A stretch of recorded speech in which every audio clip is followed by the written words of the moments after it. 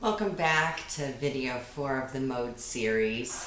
If you haven't seen videos 1 through 3 of the Modes series, I highly recommend that you do that first. It'll help you understand this one better.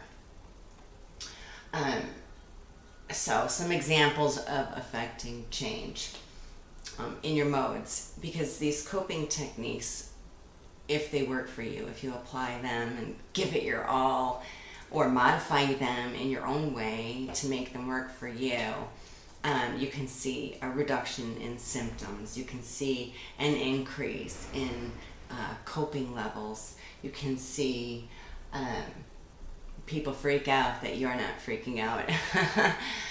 That happens. Finding a baseline for your emotions is difficult if you don't have chronic conditions. But when you add in the fact that emotions affect the way your symptoms respond, it changes things a little bit, you know. Someone who doesn't have chronic illness getting yelled at is not going to have the same effect on a person as someone who does, because that person's already dealing with their own feelings of inadequacy or, whatever, less than. It happens. When you're not like everyone else, you have to find your own way, and you have to find your own way to be good with yourself. So some of the techniques, separate and ground. Okay, so you're faced with a stimulus. Your 12-year-old son, you tell him to empty the dishwasher, and he deadpans, no. And instantly that irrational situation, cataplexy, kicks in, and I stop and I separate myself and I say, he's 12. 12-year-olds are cheeky. And that right there dissipates that knee drop cataplexy that something like that would have given me before I applied the technique. It helps a lot to give you that headspace before you respond. I love those commercials where everything freezes. And I'm making waves here. Everything freezes, and the rain is frozen, and the people are frozen, and the camera goes around and in between everything. And you can kind of do that a little bit in your own head when you're faced with something. It's easiest to practice something like that before you employ it with other people. As an example, irrational situations are my cataplexy trigger. If it's a mild irrational interaction, I get an elbow flap or a knee drop. I have heart involvement, I have stomach involvement, and the POTS and the narcolepsy, I just react.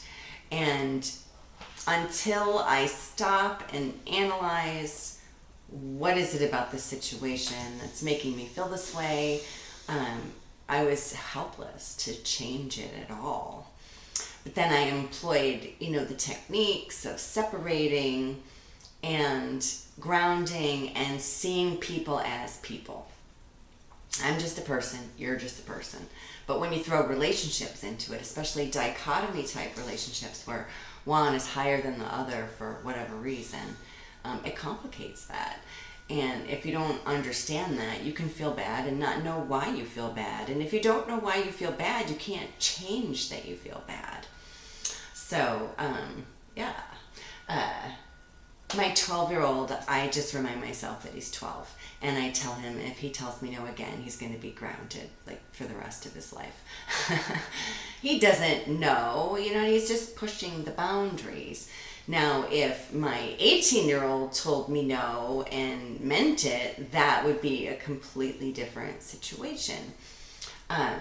You do this with relationships when you have a response. So if my husband says something to me and it affects me, hurts my poor feelings, what have you, I stop And I remind myself that this man loves me, and if he's behaving like this, it's because of something else. It's not because of me.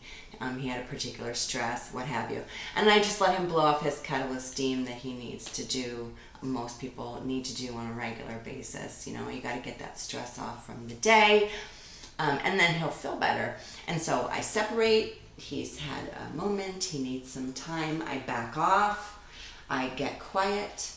And then, you know, he will go put down his jacket and then feel better. I mean, everybody goes through things when they shift from one location to another. They can be happy to be there, they can be relieved to be there, but they can still be carrying things from where they came from. And that's in any situation, even going from room to room. Strangers. This is a good one, okay? So I practice coping with my irrational situations trigger by reading the comments on public posts on Facebook or on any website that allows people to comment publicly. Talk about an irrational situation. Super pro, super against, and everyone is committed to their belief. Everyone knows that what they are saying is right, and it is. To them. It may not be to you, but it's right to them. And so learning to read things that people say, because words really, they're sticks and stones may break my bones. And that's great. That's a great little kitschy thing that they teach us when we're kids. But they don't teach you how to go about living your life that way. You know, okay, sticks and stones may break my bones, but words can never hurt me. But they do hurt me. I mean, if someone says something mean, it hurts, right? So you need to learn to separate away from that hurt. And the easiest one with strangers is really, who cares what they think? I mean, they're a stranger. The closer the relationship gets to you, the more you tend to care, you know, what the other person thinks of you.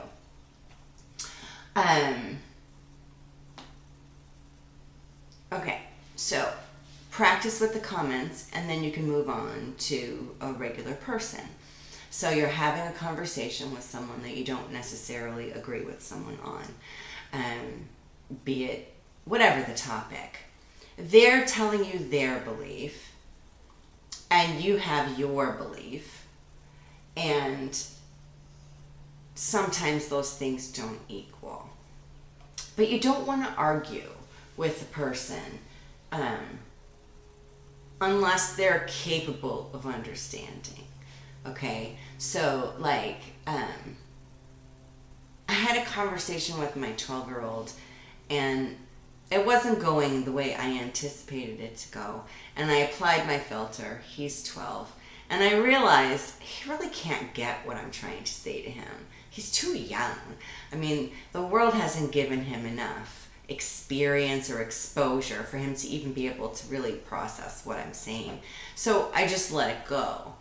Now, if it's a grown-up that you're dealing with, and they're not seeing things the same way you are, you need to learn to accept that. Because you want them to be as comfortable with themselves as you are with yourself. I mean, that's the goal, right? So if you can't find a way to understanding with that person, then you need to just not associate with that person. I mean, I know it sounds strange to say that, but another quote, tell me who you walk with and I'll tell you who you are. And it's true. The company that you keep helps you maintain how you feel about yourself, the moods that you're in, whether you feel successful or not successful, whether you feel supported or not supported. Everyone in your life has a factor in that, but you decide how much of a factor it has. One of my favorite quotes when I was younger was by Eleanor Roosevelt. It was, no one can make you feel inferior without your consent. I never gave consent. How is this possible that you know, what these people are saying. I was ridiculed as a child for a very long time, and it took me a couple of decades to get through it, to be honest with you. It didn't make sense. Perhaps it was the irrationality of the situation that made it all so much more difficult for me to comprehend. Yeah. If people aren't capable of understanding, then don't bother. You gotta deal with that all yourself. Like, know yourself. If I came up to you and we were talking and I'm like, wow, the sky is such a beautiful green today. And you're looking at the sky and you're like, that sky's blue. What are you talking about? You're not going to change their mind. They see green. Nothing you can say will change what they see as green to blue. And you can apply that to anything. If people aren't happy with the level of participation that you're giving, or if people aren't happy that you need to do more self-care than they personally think you should be doing, you need to apply that. The sky is not green to me. It's blue. Stick to that. A great thing that I like to say is when someone says something to me that I don't agree with, that maybe even offends me, their opinion or whatever, and I don't want to hold on to any of that. I want to keep that all. That's all theirs. You want to think that, you think that all you want. So I say, I can see why you would think that, because I can. I don't think that. I'm not agreeing with you, but I can see why you would think that. And then if the relationship is worth it, then you can pursue that past the whole I can see why you would think that. Like, don't bother wasting your time trying to convince people that it's not worth taking the time to convince. You don't have enough time as it is. You don't. I know you don't. Doesn't matter if you're managing your symptoms or not. You do not have enough time to waste doing that. Okay, if you're stressed out by clutter in your house, downsize. I had always had this like attachment thing, like my whole life, where I kept things I probably shouldn't be keeping. And through the last 7 years, I've managed to get rid of like 85% of it. I kept a very small amount of things and just decluttered. And boy, does it make a difference. It makes it so much easier to clean the house. Like, there are 3 things on this table and only one that you can see. It's now piled up, which, you know, it would have been in my former self. If you have trouble eating, all right, you're cycling through the modes because of food, hungry. Even Snickers did a commercial about that, hungry. Meal prep. It's hard, meal prep. It really is. Takes a few hours on a Saturday or Sunday when you'd rather just be watching a movie or vegging or whatever. But being able to grab your breakfast and lunch and head to work, if you do work, or even at home, I mean, you gotta eat whether you're at home or at work, to have that breakfast and lunch already in a container that you can take it and go 5 days a week means you're gonna be eating. Regardless of what you think about diets this and diets that, eating is important. I didn't realize, I refused to believe that eating made a difference for 40 years, and then I made some changes, and wow. That's another video. Okay, once you come up with your separation technique, whether it's identifying the fact that it's a 12-year-old, or it's your boss and he's concerned about your business, or it's your husband and he had a bad day, or it's a stranger and we don't really care what they think, then you can come up with a way to change the trigger. Okay, so you've analyzed it. You've got the person coming to you with their belief, and their belief doesn't match your belief, and that's causing a response for you. So just don't argue. And if it doesn't make sense to try and convince them of anything, don't bother. Have something in your head that's like a code word for you. Like, after you get to a certain point in the conversation and you realize you're never going to get any further in the conversation, say to yourself, sandwich. Sandwich. When my kids were toddlers, they would come to me with the same question over and over and over again, and it drove me crazy. So every time they would ask me the same question more than once, I would say sandwich. Whatever the question was, whatever the answer was, sandwich was all they got. And that shut down the hours worth of toddler questioning like the Spanish Inquisition. Apply a technique, it works. Just try stuff. I mean, lean into it a little bit. You've got to live in your body for the next however long you got. You might as well try and make it a little bit more comfortable, right? And you can do that by getting right in your head. Leave the guilt behind about the self-care. No one else is walking in your shoes. No one else knows how your pain feels or anything. They just don't know. So don't give people credence so much. Like, take care of yourself. Think of your self-care as your medication. You wouldn't leave your medication at the pharmacy when it was there for you and deal with your symptoms just because it was there and not here. You'd go get it or find a way to get it. If you have trouble socializing, I highly recommend social media.